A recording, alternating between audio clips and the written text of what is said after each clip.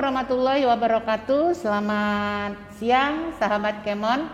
Saya Kamala Siarionita dan pada siang hari ini saya berdampingan dengan pria gagah yang saya yakin sebagian Anda mengenalnya. Beliau adalah Pak Iwan Sawal. Selamat siang Pak Iwan. Selamat siang. Selamat siang. Suaranya aja udah keren begitu ya. Nah, dengan suara yang seperti ini pernah nggak Anda mendengar suara lokomotif yang menggelegar? Sering. Nah, sering. Nah, beliau ini adalah tour guide yang sudah sangat berpengalaman dan sangat mengetahui sejarah perkereta-apian di Kota Pekanbaru. Kalian tahu nggak sih bahwa di Kota Pekanbaru itu ada rel kereta api? Banyak warga Kota Pekanbaru yang tidak mengetahuinya, termasuk saya. Saya pun baru-baru ini tahu bahwa Kota Pekanbaru mempunyai tugu kereta api, monumen kereta api, dan ada beberapa jalur kereta api. Ya. Kami ingin tahu nih Bang, karena selama ini warga Kota Pekanbaru mayoritas kan ini kota industri, Betul. banyak pendatang. Betul. Warga Kota Pekanbaru sendiri, yang saya lahir di sini nggak tahu. Betul. Kalau ternyata kita punya rel kereta api, monumennya, kita pernah kemarin ke sana. Bang, cerita sedikit dong tentang kok bisa ada sih seperti itu. Ya, silakan Bang. Jadi waktu 1891 itu Belanda membuat jaringan kereta api di pantai barat Sumatera. Jadi tepatnya sekarang kita sebut daerah Sumatera Barat. Karena di situ ada ditemukan batu bara yang terbesar. Jadi untuk transportasi ke pelabuhannya diperlukan kendaraan waktu itu ya kereta api. Itu yang termurah dan sistem infrastrukturnya mungkin pada saat itu gampang ya. Kereta api ya. Nah, singkat ceritanya begitu Jepang masuk 1942, yang mana dulunya Belanda mau rencanakan pantai barat sudah ada. Nah, ternyata Belanda melihat ada pantai timur karena di sekitar 1921 itu pelabuhan kita di Sungai Sia itu sudah didarati oleh kapal-kapal Belanda dari perusahaan KPM. KPM itu sekarang KPM itu embrionya Pelni lah. Jadi KPM itu singkatan dari Koninklijke Paketvaart Maatschappij. Itu artinya pelayaran kerajaan Belanda. Pelni sekarang ya. Ya, sekarang Pelni. Nah, jadi Belanda udah tahu bahwa ada satu sistem transportasi dan infrastruktur yang bisa menggampangkan komoditi apapun yang ada di Sumatera ini bisa diangkut oleh kereta api. Direncanakanlah oleh Belanda untuk membangun perpanjangan rel kereta api ke pantai timur. Ya. Tapi ternyata Jepang keburu masuk dan rencana Belanda ini ditangkap sama Jepang. Jadi terhentinya pada saat Perang Dunia Kedua ya Bang? Di akhir Perang Dunia Pertama. Ya, karena waktu itu Eropa mengalami krisis ekonomi pada saat itu. Karena Belanda memperkirakan kok bangunnya mahal nih, kita harus menembus Bukit Barisan. Jadi begitu dilihat sama Jepang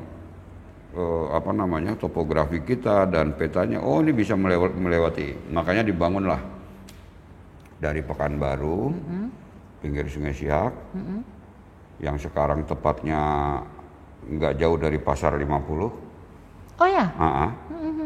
Karena di situ masyarakat lama di situ pasti tahu, begitu ditanya mana pelabuhan Jepang, dia tunjuk nanti. Di situ dibangunlah jaringan kereta api. Jadi tahun 43 Maret itu udah mulai pasukan Jepang masukin peralatan kereta api di sini yang diambil dari Jawa dan Medan. Ya. Jepang waktu itu Bang. Saya berasumsi diangkut dari Medan dan Jawa, tentu menggunakan lagi kapal ya. Makanya diturunkan peralatannya di pinggir Sungai Siak itu. Cikal bakal juga bakalan ada rel kereta api di sana. Kemudian mulailah pada saat Jepang masuk, sisa-sisa orang Eropa kan masih banyak di Indonesia. Benar. Ya, ini ditangkapin sama Jepang. Nggak peduli dia militer ataupun dia orang swasta ditangkap di Jepang, diasingkan. Ya.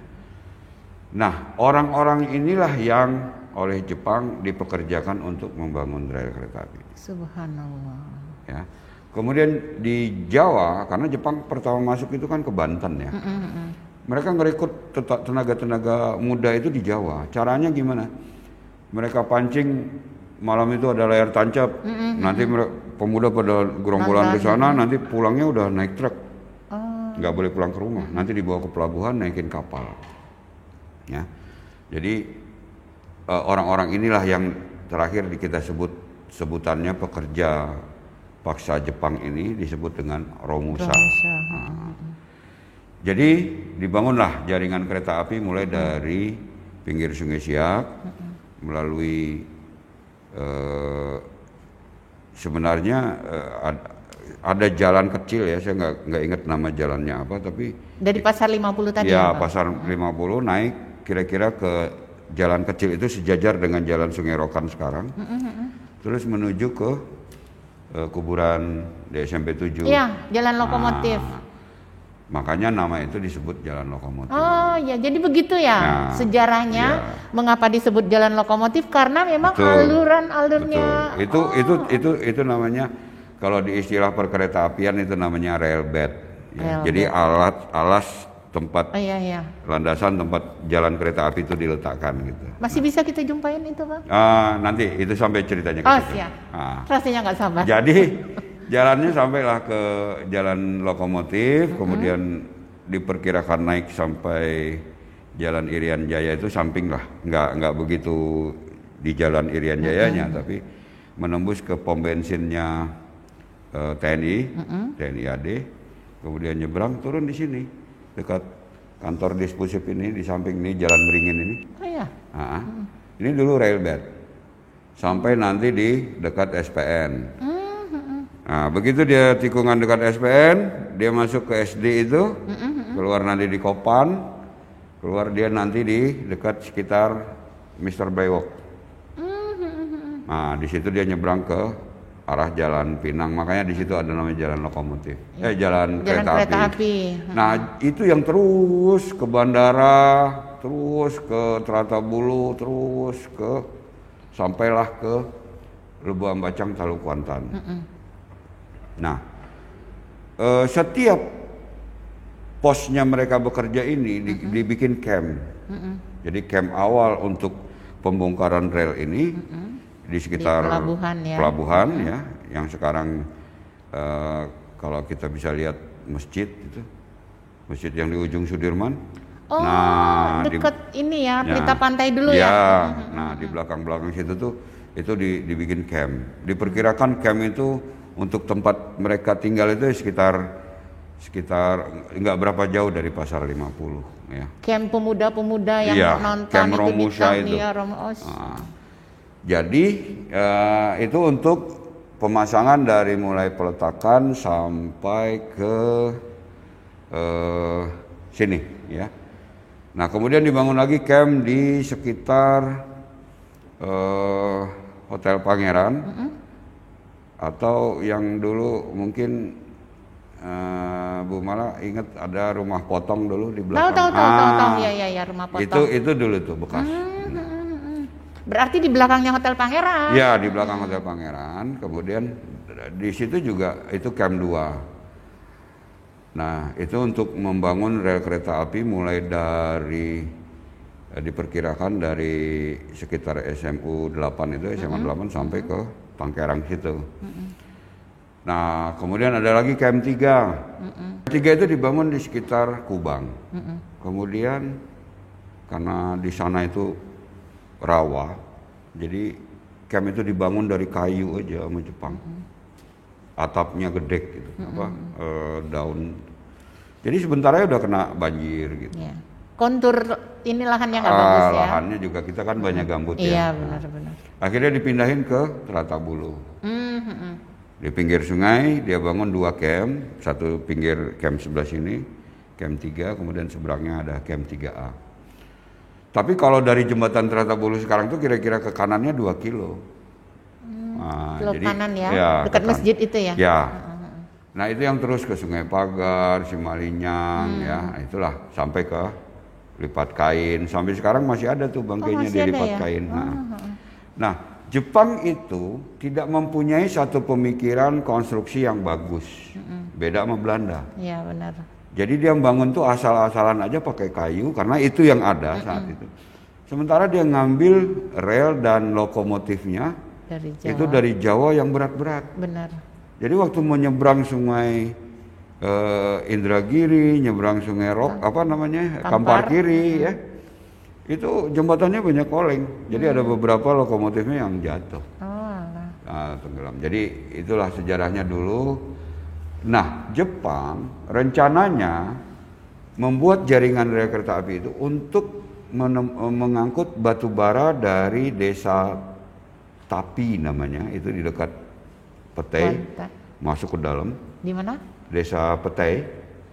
Di arah ke Talu. Di Talu Banten. Itu ada masuk ke dalam sebelah kanan itu ada nama desanya Tapi. Jepang menemukan di situ batu bara. Jadi pengangkutan batu bara ini melalui kereta api untuk ke Sungai Siak. Nah dari Sungai Siak nanti diangkut kapal yang bisa masuk Sungai Siak, diantar di delivery ke Singapura. Nah itu niat Jepang dulu. Iya. Di samping juga mereka mau ngambil batu bara dari Sawah Lunto melalui shortcut melalui sisi timurnya Sumatera. Tapi Jepang keburu kalah. 15 Agustus Jepang kalah. Jadi mereka itu berkumpul dan mengakui kekalahannya. Kemudian mereka ya kembali ke pusat. Maka ditinggallah semua rencana-rencana itu. Ditinggal semua rencana dan ditinggallah semua romusa-romusa itu. Tanpa ada perhatian sama sekali. Betul. Nah. Yang prisoner of war, jadi yang terdiri dari orang Belanda, orang Inggris, orang New Zealand, orang Australia, itu dijemput oleh namanya Lady Mountbatten. Dia udah landing di Simpang 3. Kemudian seluruh camp ini dia periksa. Dia udah seleksilah orang-orang sekutu ya. Orang sekutu diangkut, tinggallah Romusa yang orang kita. Benar. Ya. Nah orang kita ini luntang-lantung lah hidupnya Bu. Sampai ada yang dari Lubu Ambacang itu dia bisa tembus ke Rengat, ke Lirik, ya. Nah terakhir karena ada korbannya orang Belanda, jadi rupanya di Belanda ini diperingati, ya, peristiwa ini. Jadi tahun ini tepatlah 75 tahun Jepang menyerah kalah dan para Belanda itu dipulangkan, itu diperingati. Nah, jadi dibangkitkanlah sejarah itu. Nah, ada beberapa ada satu radio pemerintah Belanda datang kemarin untuk syuting itu. Nah, yang uniknya apa, Bu Mala? Kami sempat mewawancarai satu orang Romusa yang sisa masih hidup dan dekat dari sini. Orang kita? Orang Jawa. Iya, terakhir dia diajak bekerja di zamannya Pak Gubernur Arifin Ahmad. Dia diajak ke bidang rumah tangga. Itu dia bercerita, saya baru pulang tahun 80 ke Jawa. Saya udah nggak ketemu saudara saya. Tapi kerabat saya begitu melihat saya pulang, maka lepaslah predikat saya sebagai Romusa. Jadi saya ngambil kesimpulan bahwa orang yang dikirim dari Jawa itu yang dikerjakan sebagai Romusa, begitu dia tidak kembali dia tetap memegang predikat Romusa sama keluarganya di Jawa. Tapi begitu dia pulang jadi orang gugur biasa. Sama sekali. Nah, jadi Belanda-Belanda yang korban-korban itu di tahun pada saat pembangunan rel kereta api itu dikuburkan sembarang aja. Ada yang dikuburkan di dekat monumen kereta itu. Sehingga disebut monumen pahlawan kerja. pahlawan yang bekerja. Dipaksa bekerja oleh betul, oleh Jepang. Oleh Jepang, Romusa tadi ya. Kemudian ada yang dikuburkan di belakang, kalau Bumalan masuk Jalan Pandan, ada jembatan itu. Iya, ya. Nah, itu seberang itu dulu kuburan. Oh ya. Saya mengetahui cerita ini karena ada beberapa saksi hidup yang pada saat tahun 1992 itu umurnya udah mendekati 90-an. Nah, dia datang ke sini, dia cerita, dia dari tentara sekutu, dia bekas komandan batalion kerajaan Inggris di Singapura. Dia ikut ketangkap sama Jepang. Oh ya. Nah, dibuang ke sini. Dia pekerjakan. Nah, dia bercerita. Jadi Jepang itu nggak peduli. Dia tidak memberikan makan, dia tidak memberikan kepada Romusa. Tapi kepada penduduk lokal dia baik. Dalam arti kata begini ya, ini berdasarkan cerita yang saya terima ya. Kayak di Teluk Kuantan, saya mencari cerita ini, dapatlah satu pernyataan dari orang tua-tua di sana. Jepang itu waktu saya kecil-kecil, waktu saya wawancara itu di 2016, itu umur bapak itu udah 78 tahun. Oh ya. Nah, dia bilang Jepang itu kalau dia manggil kami, Yung sini, angkat ini katanya, tolong angkat ini. Nanti setelah kami kerjakan, dia kasih saya duit, dia kasih saya permen, nah gitu-gitulah. Jadi Jepang sama penduduk lokal situ oke-oke aja gitu. Sama Romusa kenapa? Nah, sama Romusa dia ngelihat kalau Romusa ini tidak bekerja ya dia seperti budak ya, kita baca-baca itu. Nah, setelah saya pelajari dan saya mendapatkan informasi termasuk dari ayahanda saya almarhum, karena beliau juga mengalami melihat sendiri ya. Dia mengatakan bahwa yang Jepang itu hanya posisi di perwira katanya. Kalau yang mandor-mandor Romusa itu tuh kebanyakan dari Korea yang direkrut oleh Jepang. Itu lebih kejam katanya. Nah, jadi itulah singkat ceritanya, makanya ada rel kereta api di sini, alasannya ya itu. Karena Jepang ingin mengangkut batu bara yang dia temui di daerah Petei itu, nama daerahnya Tapi. Itu kan berupa satu bukit. Ya, bukit itu mengandung batu bara yang lumayan. Dan sampai saat ini kan ada beberapa wilayah yang dieksplor itu kan di Kuantan Singingi. Oh iya. Ya. Tapi sekarang tidak dengan kereta api mengangkatnya, malah dengan perahu-perahu besar. Ya. Nah, cerita tentang kereta api, saya jadi terperangah ini. Sahabat Kemon, Pak Iwan Sawal ini sangat menguasai ya. Sampai kita sangat aduh ingin tahu. Sebenarnya siapa sih dia ya? Silakan dong. Buka masternya. Oke, bisa disut. Ya, silakan. Oke, saya profesi saya sebenarnya pemandu wisata. Saya mulainya di tahun 91. Ya. Begitu saya kembali lagi masuk ke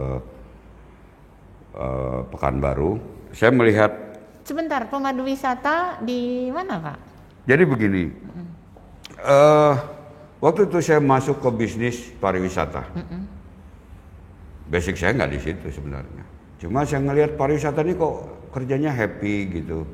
Bagaimana kita menghibur orang, ya kan? Memberikan pengetahuan dan wawasan. Memberikan pengetahuan dan wawasan, kemudian kita dapat duit. Gitu. Nah. Kayaknya saya demen deh kerja begitu. Bolehlah direkrut nanti nih. Jadi tadinya saya nggak mau Bu malah. Ini apaan nih kerja kayak gini. Tapi pada saat itu ya, pekerjaan yang agak sedikit luas itu ya di sana. Gitu. Kalau dulu orang tua mungkin mengatakan kamu bisa buka usaha lain, ya, mau bengkel juga bisa karena basic saya teknik. Terus mau usaha yang jadi kontraktor, saya juga banyak koneksi, ya zaman itulah ya. Saya bilang saya mikir-mikir nanti saya nggak bisa tidur malam. Udah saya buka biro perjalanan. Nah di situ saya mulai ngelihat, potensi Pekanbaru ini banyak, tapi hanya untuk yang minat khusus. Kalau kita bandingin kayak Sumbar atau Bali atau itu nggak. Nah di situ saya mulai mikir, ya kan. Sekarang kan viral tuh Iya. negeri di atas awan yang Iya, benar. di dekat apa itu, dekat Kabun itu, dekat Iya. Ujung Batu. Nah itu tahun 92 saya udah nyampe Sudah situ.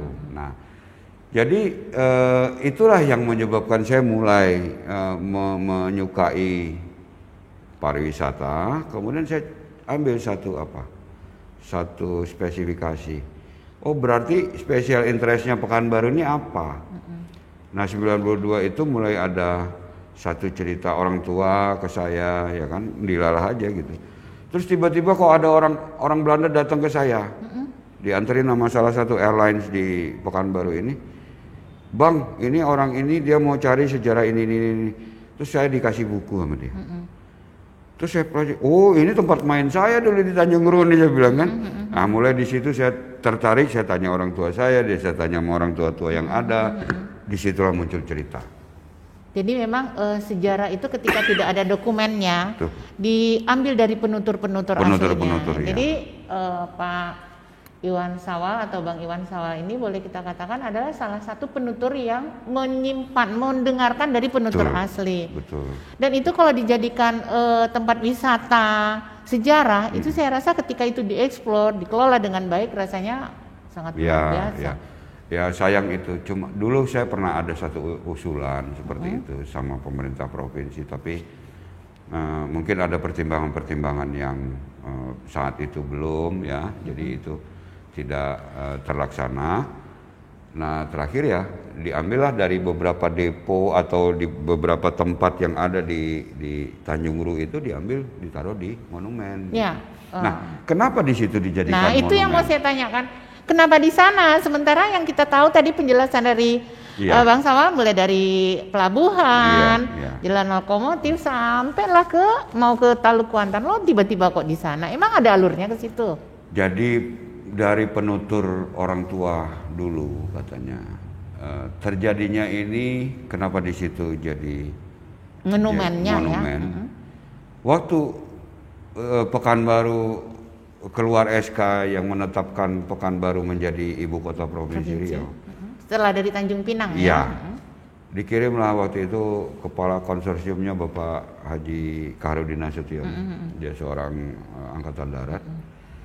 Dia mulai membenahi lahan-lahan di sini yang dipersiapkan untuk perumahan-perumahan calon pegawai yang pindah. Ya, fasilitas ya kan. Jadi pembangunan kota Pekanbaru ini, pasirnya untuk masang batu bata, ngacor, diambilnya yang posisinya sekarang di belakang monumen itu. Oh iya. Nah, bukit kali di situ ya? Iya. Jadi setiap dicangkul kok ketemu tulang, cangkul ketemu tengkorak. Nah, akhirnya itu dikuburkan baik-baik. Tapi nggak tahu ini siapa. Jadi begitu tahun 78, waktu pemerintahan Gubernur Subrantas, ditanyalah sama Pak Gubernur, ini kok ada kuburan tapi nggak ada namanya. Diceritakan sama masyarakat situ, ini ketemunya di sini Pak. Oh berarti ini adalah Romusa, kata Pak. Makanya dibangunlah batu itu. Iya. Itu batu itu tuh dibawa dari Bangkinang tuh. Ada dua batu itu, satu di sana, satu di yang Taman Tunju Ajar itu kan mirip batunya. Benar. Nah itulah. Kenapa kalau kita pergi ke monumen itu, kenapa kok ada tapaknya di situ 1958, kemudian batunya 1978. Ya pada saat 58 dikuburkan itu tuh dibikin tanda di situ. Oh ada tandanya. Ada tandanya, terus ada tiang bendera saat itu. Nah tanda itulah yang tahun 58, nah batu itu di tahun 79 saat. Nah, jadi kuburan itu setelah berkembangnya zaman dilihat sama masyarakat situ, ada kuburan. Nah, dibikin sama masyarakat kuburan umum. Ternyata oleh pemerintah lihat, oh ini bukan. Zamannya Pak Suripto. Iya, kalau nggak salah. Kemudian dipindahin. Yang masyarakat tadi ya. Masyarakat punya dipindahin sebelah. Yang di seberang ya, di sebelahannya sebelahnya, itu ya. Sebelahnya. Nah, disitulah mulai saya merasa sekitar 95 itu baru dijadikan monumen kalau nggak salah saya. Karena waktu itu saya sempat diskusi sama Dinas Pariwisata Provinsi Riau. Waktu itu kepala dinasnya Bapak almarhum Rusdi S. Abrus. Kita bikin monumen aja nih Pak. Oh iya ya. Nah, makanya dikumpulkanlah bangkai-bangkai yang ada. Yang nggak lengkap dicari di depo Padang Panjang. Nah itu jadi itu. Oh ya, jadi lokomotifnya itu ya, dikumpul-kumpul. Ya, karena banyak dulu Bu Malah di pinggir Sungai Siak itu. Oh, ada juga ya. Saya kecil-kecil dulu main-main sekitar situ, ada. Dan sampai saat ini masih ada di salah satu rumah penduduk di sana. Itu di dalam rumahnya masih ada lokomotif. Oh ya. Dan itu menjadi satu satu daya tarik. Cuma di sini ya kita harus menghimbau lah sama pemerintah yang berkompeten dalam hal ini yang berwenang ya. Mau diapain dia? Ya, gitu. Benar. Ya kan? Dia udah menyimpan jadi berdasar cerita itu dari orang tuanya. Benar. Orang tuanya yang mewanti-wanti ke anaknya ini jangan diganggu. Iya. Tapi pelan-pelan tanpa ada yang bisa menghalangi, ya badan kereta api itu terpotong. Nah ini kalau nggak kita selamatkan, kita nggak ketemu nanti. Jadi kalau saya menilai masyarakat harus ditumbuhkan rasa Betul. memiliki ini, bukan memiliki untuk pribadi, tapi untuk anak cucu kita, bahwa ini adalah bagian dari sejarah. Betul. Baik sahabat Kemon, kita sudah mulai membuka cakrawala. Ternyata Kota Pekanbaru itu adalah kota yang penuh dengan peristiwa sejarah. Dan setelah kita mendengarkan yang disampaikan, dituturkan oleh Bang Sawal tadi, kita baru terbuka. Ternyata Kota Pekanbaru adalah kota yang menyimpan cerita yang menorehkan suatu hal yang wajib kita ketahui. Nah, cerita kereta api. Dengar cerita nih, pemerintah kita akan membuka rel kereta api. Apakah rel yang lama itu dilewati atau dibikin yang baru? Saya yakin Abang tahu nih. Jadi begini, memang ada salah satu programnya Bapak Presiden kita, itu yang namanya Sumatera Railroad. Ya. Nah, itu dari Aceh sampai Lampung. Nah, waktu itu saya pernah dikunjungi oleh beberapa dari PT KAI, beberapa orang menanyakan hal ini. Tapi sepertinya untuk yang di dalam Kota Pekanbaru jalurnya udah nggak bisa lagi karena udah di tempati penduduk ya. Udah melewati tempat pemukiman. Nah, jadi yang saya lihat sesuai dengan patok-patok yang ada itu di daerah mulai Sungai Pagar sampai ke Logas sampai ke Lubuang Bacang kalau nggak salah saya. Itu ada beberapa patok yang udah baru, yang dilihat di situ ada KAI-nya. Nah, jadi ada kemungkinan. Ada kemungkinan jalur lama dipakai lagi, yang bisa dipakai, yang nggak bisa dipakai ya mungkin direkayasa mereka. Kan gitu. Nah, jadi kalau seandainya terjadi terrealisasi lah yang namanya Sumatera Railroad ini, waduh itu alhamdulillah kita kemana-mana di Sumatera ini bisa cepat. Ya. Nah. Dan tidak warga Kota Pekanbaru kalau pengen naik kereta api, ini saya dan anak-anak, kalau mau naik kereta api kita harus ke Jawa dulu. Iya. Harus dari Jakarta ke Bandung atau ke Jogja, baru naik kereta api. Kalau mau kereta api yang wisatanya ke Pariaman. Betul. Sekarang udah nggak jalan lagi. Udah ya. Siapa itu si Item itu apa namanya? Mak Itam.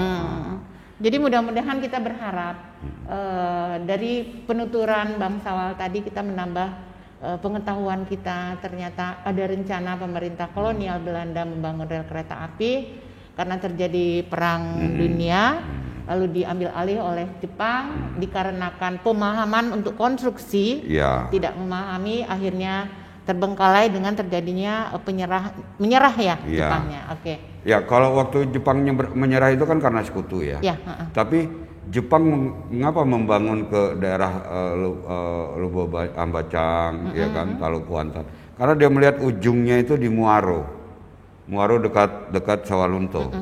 Nah, dia tinggal nyambung aja katanya gitu. Nah, dia tinggal nyambung aja. Nah, ternyata mereka itu tidak tahu. Mereka cuma dibutakan dengan bahwa mereka di sini nggak perlu nerobos gunung. Iya. Nggak perlu bikin terowongan. Nah, tinggal bikin jembatan aja katanya. Ternyata mereka bikin jembatan konstruksinya dari kayu. Ya amblas semua. Nah, gitu. baik. Ada 3 yang saya lihat pengetahuan yang kita dengarkan dari perbincangan dan Bang Sawal. Yang pertama, Kota Pekanbaru bisa dikembangkan menjadi kota wisata yang menggali sejarah-sejarah. Jadi siapa bilang Kota Pekanbaru tidak ada tempat wisata? Ini ada orang jagonya lah yang ngomong. Yang kedua, ternyata untuk membangun suatu wilayah memang harus mengetahui kontur wilayah itu sendiri sehingga tidak mubazir. Yang ketiga, mengapa Anda tidak kemana-mana, harus kemana-mana? Nah, di Pekanbaru silakan untuk mengeksplor tempat-tempat wisata dan tempat-tempat sejarah. Bang, tadi kalau tidak salah, Abang cerita bahwa ada orang Belanda kemari mau minta ditunjukkan dengan membawa sebuah buku. Bukunya seperti apa sih Bang? Boleh lihat nggak? Bocoran lah dikit. Ada saya bawa ini. Oh, keren. Judul bukunya adalah agak sedikit bahasa Belanda ya. Bukan sedikit, memang benar bahasa Belanda. Bacanya gimana? De Pekanbaru Spoorweg. Spoorweg ini artinya jejak jalan ya, Pekanbaru.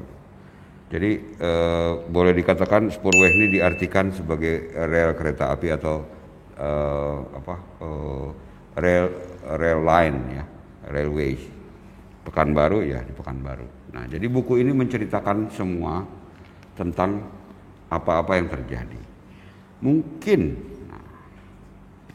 Jadi gini, sahabat Kemon, saya melihat bukunya ini warnanya sudah pudar, sudah menguning, dan saya yakin hanya satu-satunya di Indonesia. Dan beliau yang memegang The Pekanbaru Spoorweg. Nah, setelah saya lihat ini semuanya bahasa Belanda. Saya kalau bahasa Inggris ngerti dikit lah. Tapi kalau bahasa Belanda saya sangat tidak paham. Dan di sini saya lihat ada pinggiran Sungai Siak, ada ini. Nah, kayaknya nih kamu jangan kemana-mana, sahabat Kemon. Kita akan bahas tentang buku ini dan tentang explore tempat-tempat yang dijadikan bantalan kereta api. Jadi ada 2 yang akan kita bahas. Oke, jangan kemana-mana.